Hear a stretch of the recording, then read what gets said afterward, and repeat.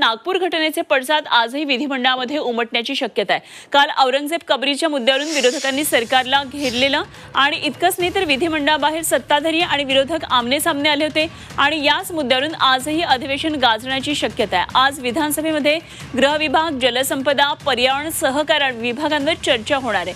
गृह विभाग सुद्धा यामध्ये असल्यामुळे कायदा सुव्यवस्थेच्या प्रश्नावरून विरोधक सरकारला कोंडीत पकडण्याचा प्रयत्न करतील। त्यामुळे आज अधिवेशनातल्या या सर्व घडामोडींकडे लक्ष लागलेले आहे। अगदी पहिल्या दिवसापासून यावेळी अधिवेशन चांगलंच गाजलेलं आहे।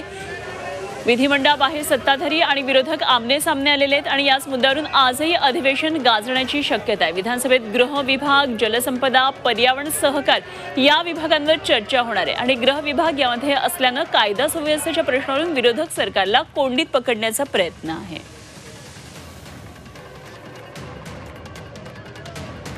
तर अधिवेशनातल्या या सर्व घडामोडींबाबत आणखी सविस्तर माहिती जाणून घेऊया। आमचे प्रतिनिधी कृष्णात पाटील आपल्याबरोबर सध्या जोडले गेलेत। कृष्णात, आज अधिवेशनाकडे सगळ्यांचं लक्ष असणार आहे कारण अधिवेशनामध्ये अनेक महत्त्वाच्या घडामोडी आहेत। रोजच्या प्रमाणे आज सुद्धा वादळी होईल अधिवेशन। काय नेमके मुद्दे असतील ज्याकडे आपल्याला लक्ष ठेवायचं आहे? अनुपमा, विधान भवनामध्ये काल आपण कशा प्रकारे सत्ताधारी आणि विरोधक हे आमने सामने आलेले पाहायला मिळाले।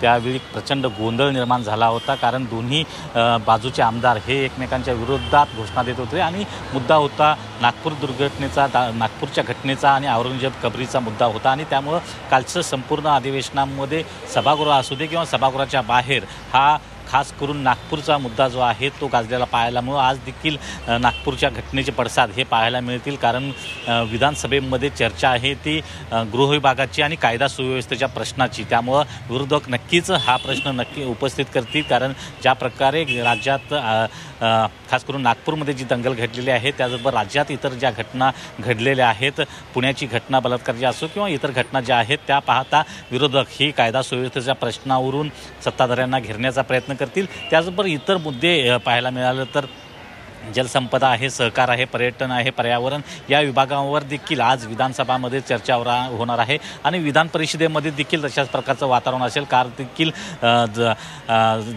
उपमुख्यमंत्री एकनाथ शिंदे आणि त्याचबरोबर अनिल परब यांच्यामध्ये मोठी खडाजंगी ही विधान परिषदेत पाहायला मिळाली होती। त्यामुळं आजचा दिवस देखील वादळी ठरण्याची शक्यता आहे आणि याच प्रकरणावर खास करून विधान भवनाच्या परिसरामध्ये हे त्याचे पडसाद देखील पाहायला मिळते। काल पायऱ्यांवर पाहिलं असतील, त्याचबरोबर जे इतर लक्षवेधी आहेत, त्याचबरोबर प्रश्न उत्तर आहेत, अल्पकालीन चर्चा जी आहे ती प्रामुख्याने आहे ती राज्यातल्या शालेय शिक्षण जी व्यवस्था आहे ती कशा प्रकारे गंभीर बनत चाललेली आहे आणि एक आसरचा रिपोर्ट आहे त्यानुसार यावर चर्चा अपेक्षित आहे।